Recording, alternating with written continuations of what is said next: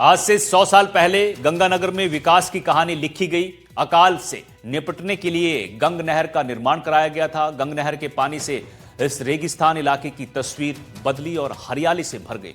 Firozpur feeder प्रारंभिक नहर, जिसकी मरम्मत के लिए 200 करोड़ का बजट राजस्थान सरकार ने जारी किया था और मुख्यमंत्री भजनलाल शर्मा इसका शिलान्यास करने जा रहे हैं। इसके बाद पानी के लिए पंजाब पर निर्भरता खत्म होगी और राजस्थान को पूरा पानी मिल सकेगा।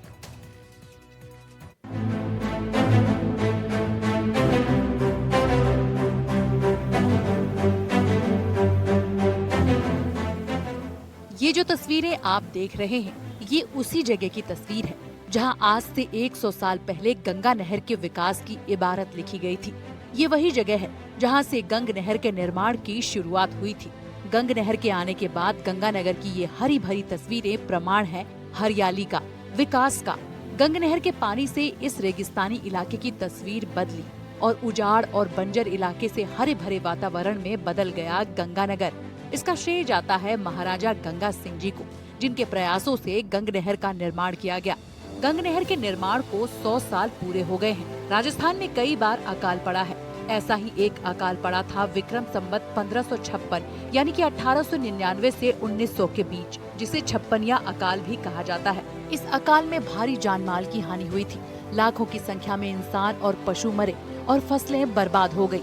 ये सब देखकर महाराजा गंगा सिंह जी का हृदय द्रवित हो उठा और उन्होंने इस समस्या का स्थायी समाधान निकाला। ये समाधान था पश्चिमी राजस्थान में गंग नहर लाना। महाराजा गंगा सिंह जी ने पंजाब से श्री गंगानगर तक गंग नहर लाकर सूखे इलाके को हरियाली में बदल दिया। वर्तमान में ये नहर राजस्थान के कई हिस्सों तक पहुंच चुकी है। पंजाब के फिरोजपुर में नहर हेड वर्क्स की आधारशिला 5 दिसंबर 1925 को रखी गई थी। 143 किलोमीटर लंबी नहर का निर्माण 1927 में पूरा हो गया। उद्घाटन समारोह 26 अक्टूबर 1927 को किया गया। भारत के तत्कालीन वाइसरॉय लॉर्ड इरविन ने किया उद्घाटन। श्री गंगानगर के विधायक जयदीप पिहानी का कहना है कि श्री गंगानगर की पक्की सड़कें, लहलहाते खेत, बड़े बड़े शॉपिंग मॉल, ये सब गंग नहर की ही देन है।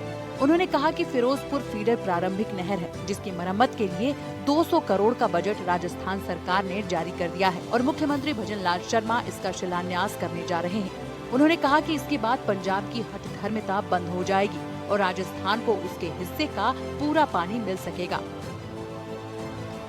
ये पक्की सड़कें, ये लहलहाते खेत, ये बड़े बड़े शॉपिंग मॉल, नई नई कॉलोनियाँ, ये सब इस गंगा नहर की ही देन है। वरना आप चूरू से गंगानगर का कंपैरिजन कर लो ना, कहाँ चूरू है, कहाँ गंगानगर है। ये तो अन्नदाता महाराजा गंगा सिंह जी की मेहरबानी गंगानगर पर हुई। और ये गंगा नहर न केवल गंगानगर का पेट भरती है, बल्कि सुदूर इलाके तक अपना पानी लेकर के जाती है। इससे निकली हुई ब्रांचेज जो हैं वो दूसरे जो मरुस्थलीय इलाके हैं उनमें भी पानी से अपने लोगों का पानी की प्यास बुझाती है। जियोग्राफी विशेषज्ञ डॉक्टर अरुण शहरिया ने कहा कि गंग नहर के निर्माण के बाद इलाके में बड़ा परिवर्तन हुआ।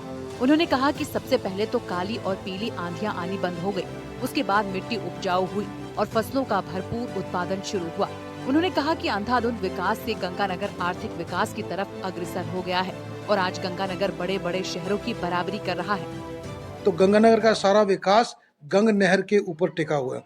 अगर ये नहर नहीं होती तो गंग नहर का विकास नील होता। आज गंगानगर विश्व के सबसे तेजी से उभरते हुए शहरों में अपना नाम रखता है, अपनी गिनती रखता है। दुनिया में कोई ऐसे शहरों की मिसाल नहीं है जो 100 साल के अंदर अंदर इतनी ज्यादा तरक्की कर चुके हैं। इसका एकमात्र कारण है गंगा नहर।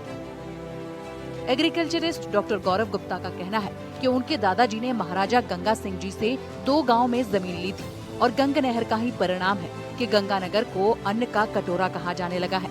उन्होंने कहा कि गंगानगर की किन्नू और गाजर पूरे देश में प्रसिद्ध है। गंग नहर के आने के बाद इस इलाके में काफी फायदा हुआ है। अभी इसका क्या नाम, इसको गंगानगर को अन्न का कटोरा भी कहा जाता है राजस्थान का।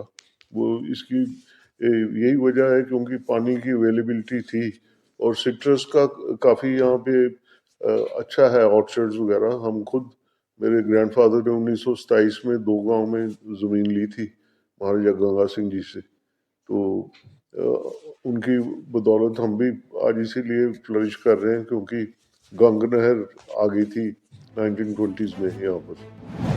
1899 से 1900 के बीच बीकानेर रियासत में भयंकर अकाल पड़ा। इस अकाल में लाखों लोगों और पशुओं की मौत हो गई।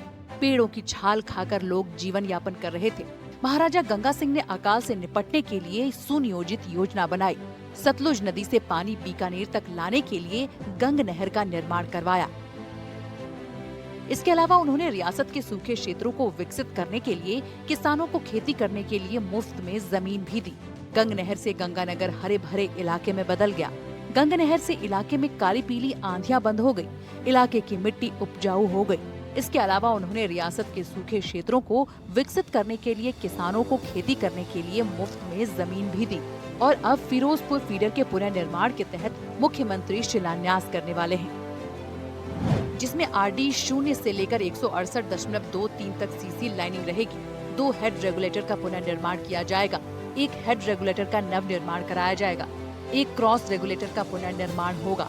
19 बीआरबी डीआरबी का पुनर्निर्माण किया जाएगा और इसके साथ साथ 3 रेलवे क्रॉसिंग ब्रिज का भी पुनर्निर्माण करवाया जाएगा।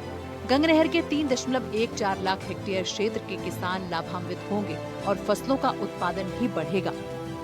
श्री गंगानगर से संवाददाता कुलदीप गोयल की रिपोर्ट।